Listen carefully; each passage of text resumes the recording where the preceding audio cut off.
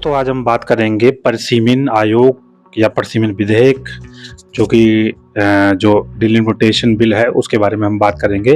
परिसीमन विधेयक 2026 और महिला आरक्षण कानून के बारे में हम लोग पूरी बात करते हैं। सरल शब्दों में कहें तो सरकार लोकसभा की सीटों को 543 से बढ़ाकर 850 करना चाहती है, यानी कि ज़्यादा बढ़ाना चाहती है। इसमें महिला आरक्षण लागू करना चाहती है इसमें, ठीक है। इस पूरे मामले में देश में एक नई बहस छोड़ दी है, नई गतिरोध उत्पन्न हो गई है और उसका कारण बताऊं तो पहली बात तो ये है राज्यसभा की स्थिति के बारे में हम बात करेंगे। सबसे पहले तो इस नए विधेयक में जो है कि लोकसभा की तो सीटें बढ़ेंगी लेकिन राज्यसभा की सीटें नहीं बढ़ाई जाएंगी, ये चीज तो फिक्स है, ठीक। दूसरी चीज, जो 850 सीटें बढ़ेंगी उसमें दक्षिण का भारत का विरोध क्यों हो रहा है, दक्षिण के राज्य क्यों विरोध हो रहा है?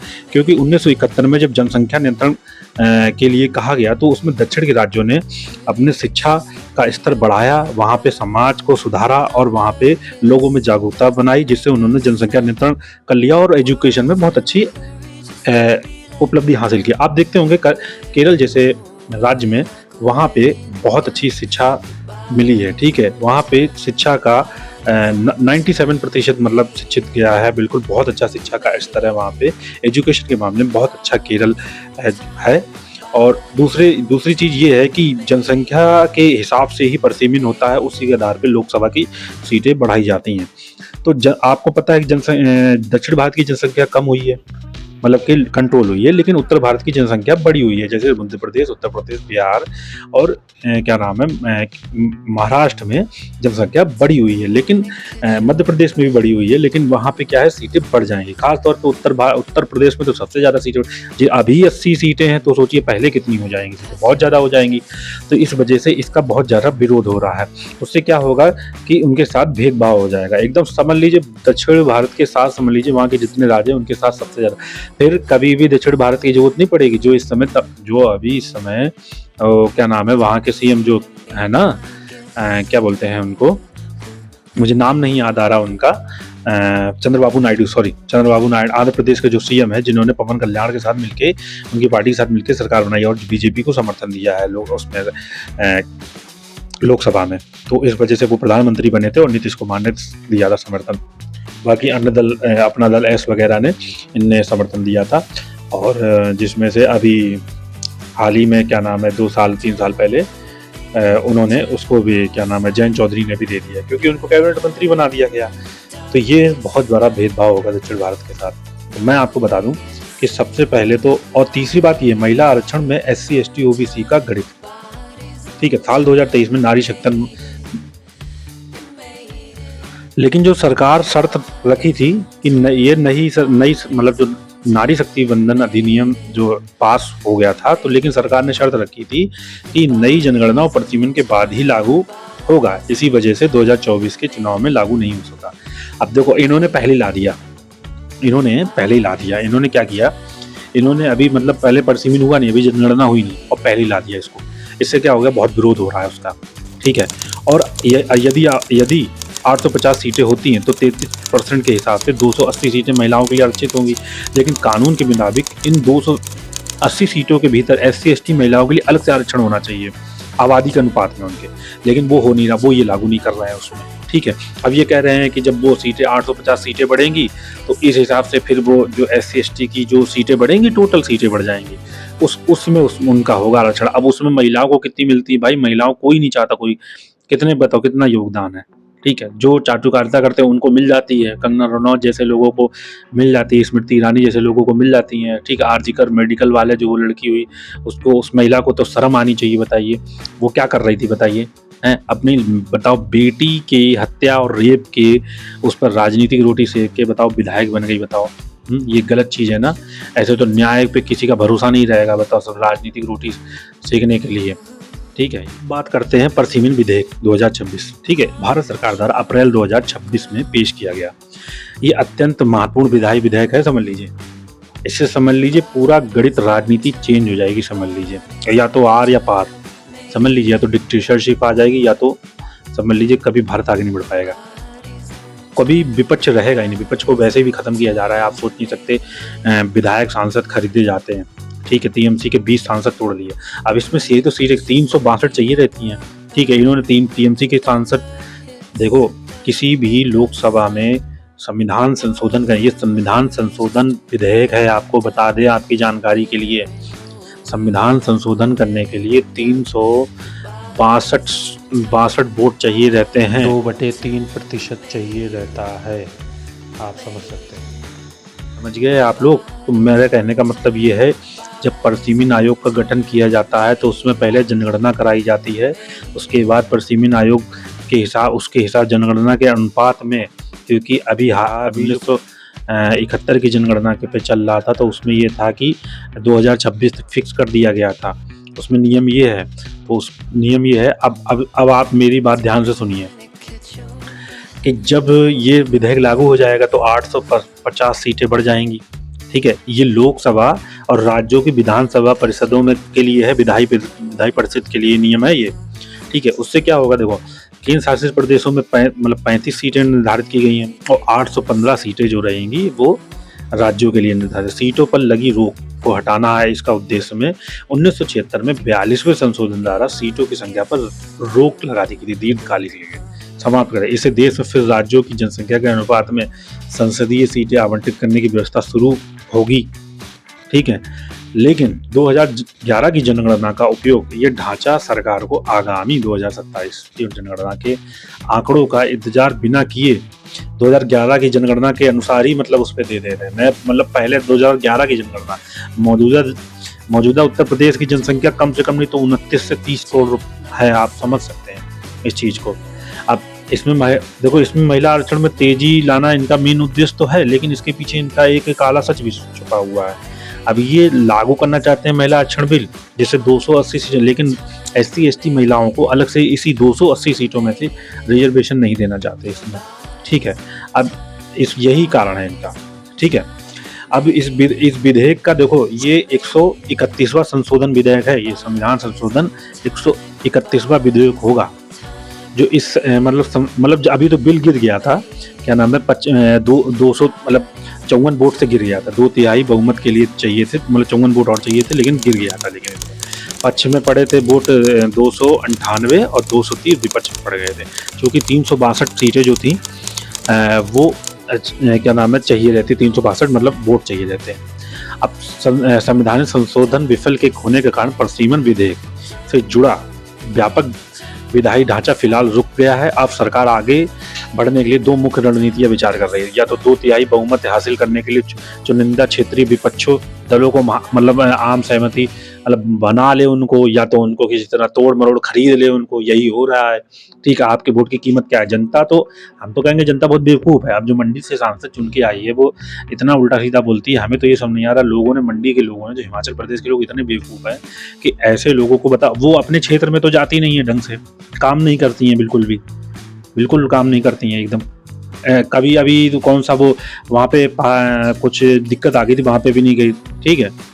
अब सरकार आश्वासन, मतलब केंद्र सरकार ने स्पष्ट किया है कि इस पुनर्गठन से सभी क्षेत्रों के हितों की रक्षा होगी। गृह मंत्री अमित शाह के मतलब उन्होंने उल्लेख किया कि 850 सीटें का प्रस्ताव तो तहत 5 दक्षिणी राज्यों का प्रतिनिधित्व वास्तव में 129 सीट से बढ़कर 195, बताओ 125 से 195 हो रहा है। अब उत्तर प्रदेश में ही खाली सीटें बहुत ज़्यादा हो जाएंगी भाई मेरे, अगर एक उत्तर प्रदेश में 125-30 सीटें हो जाएंगी, अब दक्षिण में बताओ कितना हो रहा है, एक टोटल 100 सीटें 4 राज्यों को मिला के, 5 राज्यों को मिला के 129 से 195 सीट, और उत्तर प्रदेश में 135-37 सीट हो जाएंगी अगर ये बिल आता है, ठीक है। अब विपक्ष नेता क्या कह रहे हैं, देखो विपक्ष नेताओं से इस समय सीमा की कड़ी आलोचना की, उनका तर्क क्या है, देखो उनका तर्क ये है कि परसीमन प्रक्रिया में जल्दबाजी करना एकदम ठीक नहीं है, राजनीतिक नोटबंदी जैसे हालात हो जाएंगे। जैसे उनका कहना है कि लंबे समय में महिला आरक्षण को बेहद विवादास्पद मतलब परसीमन योजना से जोड़ने का और भारतीय महिलाओं को आकांक्षाओं को बंधक बनाने से रोका, जब विपक्ष कर रहा है, उसकी कोशिश कर रहा है, बार बार विरोध कर रहा है, लेकिन ऐसा बिल्कुल भी नहीं है। तो एक और इन्होंने बहुत बढ़िया तर्क दिया, विपक्षी सांसदों ने बहुत बढ़िया तर्क दिया कि जो केवल लोकसभा का विस्तार होगा, मतलब विधेयक में केवल लोकसभा की सीटें 543 से बढ़कर 850 करने का प्रस्ताव रखा गया है। राज्यसभा की वर्तमान संख्या 250 बढ़ाने का कोई विधायी प्रस्ताव नहीं है इसमें, ठीक है। अब संतुलन बिगड़ने की स्थिति क्या है? देखो, विशेषज्ञों और विपक्षी दलों के तर्क ये है कि यदि केवल लोकसभा की सीटें बढ़ेंगी और राज्यसभा वैसे ही रहेगी तो दोनों सदनों के बीच संतुलन बिगड़ जाएगा। उदाहरण के लिए किसी विवाद की स्थिति में जब दोनों सदनों की संयुक्त बैठक, जॉइंट मीटिंग होती है ना, जब किसी विधेयक पे मतलब वो हो जाता है, क्या नाम है, गतिरोध उत्पन्न हो जाता है, तो दोनों लोगों की संयुक्त बैठक बुलाई जाती है और संयुक्त सदन चलता है, तो संख्या बल अधिक होने के कारण केवल राज्य लोकसभा यानी केंद्र सरकार के ही फैसला मान्य माना जाएगा। भाई इसमें 250 सीटें राज्यसभा की सीटें हैं, नहीं समझ रहे आप? ज्यादा संख्या भाई जिसकी ज्यादा रहेगी उसी की बात माना जाएगी, तो राज्यसभा की तो 250 सीटें हैं, ये भी तो बात है। अब अच्छे काम की अच्छी सजा है, समझ लो, ठीक? मेरी बात ध्यान सुनना। 1970 के दशक में केंद्र सरकार ने सभी राज्यों की जनसंख्या नियंत्रण यानी फैमिली प्लानिंग लागू करने को कहा था, लेकिन दक्षिण के राज्यों ने इस बात को बहुत गंभीर ले लिया और अपनी आबादी की वृद्धि करना बंद कर दी, सफलतापूर्वक रोक लिया। अब इसके विपरीत उत्तर भारत में क्या हुआ? जैसे उत्तर प्रदेश, बिहार, राजस्थान में आबादी तेजी से बढ़ी और एमपी में भी बढ़ी, ठीक है। अब चूंकि पश्चिमी जो विधेयक है, पश्चिमी आधार जनसंख्या है, मतलब उसका आधार ही जनसंख्या है, इसलिए नई व्यवस्था से उत्तर भारत की सीटें तो बढ़ जाएंगी लेकिन दक्षिण भारत की सीटें घट जाएंगी। आप समझे? ये नंबर गेम हो रहा है। अब इससे राजनीतिक ताकत भी कम हो जाएगी। अब आबादी के हिसाब से सीटें बांटी गई तो अकेले उत्तर प्रदेश और बिहार जैसे राज्यों की लोकसभा में हिस्सेदारी इतनी बढ़ जाएगी कि खाली इसी में सीटें ले आएंगे तो सरकार बन जाएगा करेगी उसी की। आप समझ रहे हैं? कोई जो मतलब दक्षिण के राज्यों को कोई जरूरत नहीं पड़ेगी किसी प्रकार की, कोई राज्य। अब इसमें एक और चीज खड़ी हो जाएगी, इसमें एक और चीज जैसे इकोनॉमिकल और फिजिकल डिस्पैरिटी मतलब बहुत ज्यादा बढ़ जाएगी, ठीक है। अब आर्थिक योगदान बनाम प्रतिनिधित्व, समझ गए? अब दक्षिण के राज्य भारत के जीडीपी का लगभग 35% योगदान देते हैं, जबकि आबादी देश की कुल आबादी का केवल 18% है। उनका तर्क है कि वे केंद्र सरकार को सबसे ज्यादा टैक्स कमा कर देते हैं, लेकिन संसद में सीटें कम होने, बजट में, वित्तीय फैसलों में उनका नियंत्रण खत्म हो जाएगा। बहुत अच्छा तर्क दिया इन्होंने, समझ रहे? बहुत बढ़िया तर्क दिया। अब दक्षिण के राज्यों ने ये भी सुझाव दिया था कि सीटों का फार्मूला केवल जनसंख्या नहीं बल्कि 50% जनसंख्या, बल्कि 50% जीडीपी योगदान का भी इसमें होना चाहिए। समझ गए? उन्होंने बहुत अच्छा तर्क दिया।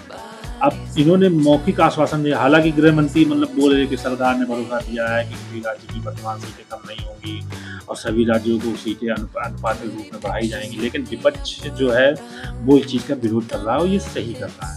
अभी आम लोगों को तो पता ही नहीं, जैसे तमिलनाडु के जो एम.के. स्टालिन है इस पर भरोसा नहीं कर रहे हैं, ठीक है। उनका कहना है कि केवल ये राजनीतिक आश्वासन, और अभी जो विजय थलपति जो बना है, जो नया सीएम बना है, उसने तो बढ़ाने के कहा, अभी तो उन्होंने कहा है कि 20-25 साल और बढ़ा दो। इसी भारी विरोध से 2/3 बहुमत न मिल पाने के कारण हाल ही में ये संविधान संशोधन विधेयक लोकसभा में पास नहीं हो सका, ठीक है। एक तरीके से समझ लो आपको गुलाम बनाया जाएगा, ठीक है।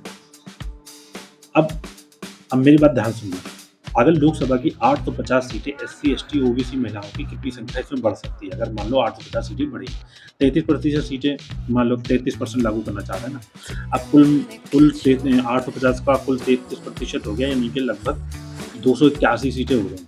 अब इसमें 281 सीटों में महिला आरक्षण के लिए अलग मतलब SC, ST महिलाओं के लिए, SC, ST महिलाओं के लिए जो है उनका प्रतिशत के हिसाब से देखा जाए तो कितनी सीटें मिला। और OBC का तो कोई योगदान नहीं भाई, कोई सीटें नहीं मिलेगी ना, क्योंकि वर्तमान महिला आरक्षण कानून में नारी शक्ति बंधन जो अधिनियम था उसमें OBC यानी अन्य पिछड़ा वर्ग महिलाओं के लिए कोई अलग से कोटा नहीं रखा, क्योंकि इसका कारण ये है कि भारत के संविधान में लोकसभा के स्तर पर मूल रूप से OBC वर्ग के लिए कोई प्रावधान राजनीतिक मतलब पॉलिटिकल रिजर्वेशन नहीं है।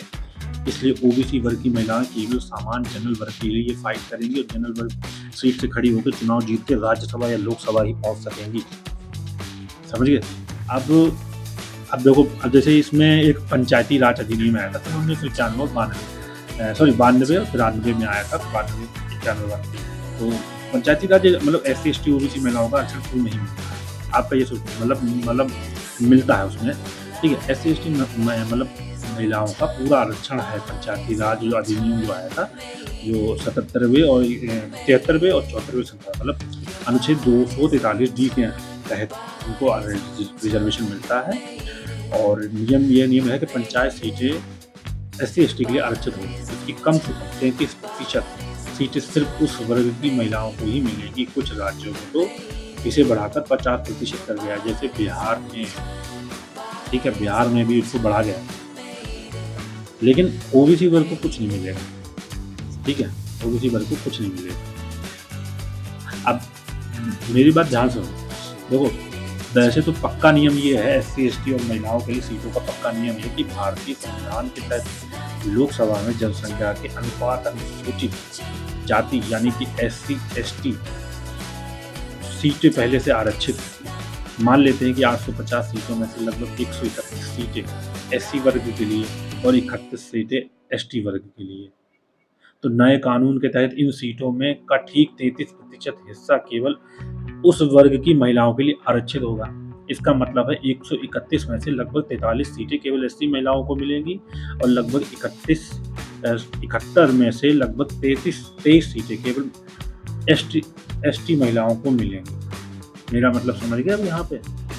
तो कुल सीटें 280 महिला सीटों मालूम SC की महिलाओं की सीटें हैं 43 और ST महिलाओं को 23, आप समझे, और सामान्य महिला के लिए 214 सीटें। इन्हीं से मतलब ऐसा होना चाहिए, लेकिन ये कर नहीं रहे हैं। अब विवाद केवल खाली ओबीसी महिलाओं को लेकर क्यों है? देखो, जैसा कि आपने समझा है कि ओबीसी और ST महिलाओं को तो इन 280 सीटों में से इनका हिस्सा मिल रहा है, लेकिन ओबीसी मतलब महिलाओं के लिए 280 में से कोई भी सीट अलग से तय रिजर्व नहीं की गई है। और विपक्ष और सामाजिक संगठनों ने भी इसका विरोध बहुत तेजी से, और ये सही भी है यार, विरोध जताना चाहिए भाई। उसको मतलब राजनीतिक आरक्षण संविधान में तो करो ना, बिल लेके आओ, उसको करो, ठीक है। अब देश में ओबीसी की आबादी में होता है 51% है इस समय, ठीक है, 51% है, और लगभग 22 से 23% इस समय SC/ST ओबीसी की है, ठीक है। अब जब जैसे मतलब अब इसका निष्कर्ष ये निकलता है, आप मतलब 280 महिला सीटों में से SC और ST महिलाओं का आरक्षण पूरी तरह सुरक्षित है। अब पंचायती राज अधिनियम देखो, गांव के स्तर पे जो लागू हुआ था वो गांव के, लेकिन ये संविधान में है। अब वहाँ पे क्या नाम, प्रधानी का चुनाव होता है, पंचायती मतलब लोकल स्तर पे एडमिनिस्ट्रेशन को मजबूत करने के लिए ये लाया गया था। और 1992 का मतलब ये अधिनियम है। और त्रिस्तरीय या कहीं कहीं 4 स्तरीय, जैसे बंगाल में 4 स्तरीय है, ठीक है।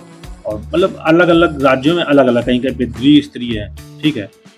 और तो इसका आरक्षण मतलब इस हिसाब से मिला था सभी को, उनके लिए आरक्षित की गई थी सीटें। तो ये शुरुआत जैसे अब त्रिस्तरीय की, जैसे पहले स्तर पे होता है ग्राम पंचायत, गांव के स्तर पर पंचायत समिति यानी कि क्षेत्र पंचायत ब्लॉक स्तर पे, जिला परिषद जिला पंचायत यानी कि जिला स्तर पे, ठीक है। अब इसमें SC/ST महिलाओं को किस अनुपात में आरक्षण मिलता है? देखो, भारतीय संविधान 243D के तहत पंचायतों में अनुसूचित जाति यानी कि SC और अनुसूचित जनजाति ST महिलाओं के लिए आरक्षण का बहुत ही स्पष्ट अनुपात फार्मूला तय किया गया है। पहला कदम है SC/ST वर्ग की आरक्षण जनसंख्या का अनुपात। किसी भी पंचायत क्षेत्र में SC और ST वर्ग के लिए कुल सीटें वहाँ की कुल आबादी मतलब उनकी जनसंख्या अनुपात के आधार पर दिया जाता है। ऐसा है इस वजह से।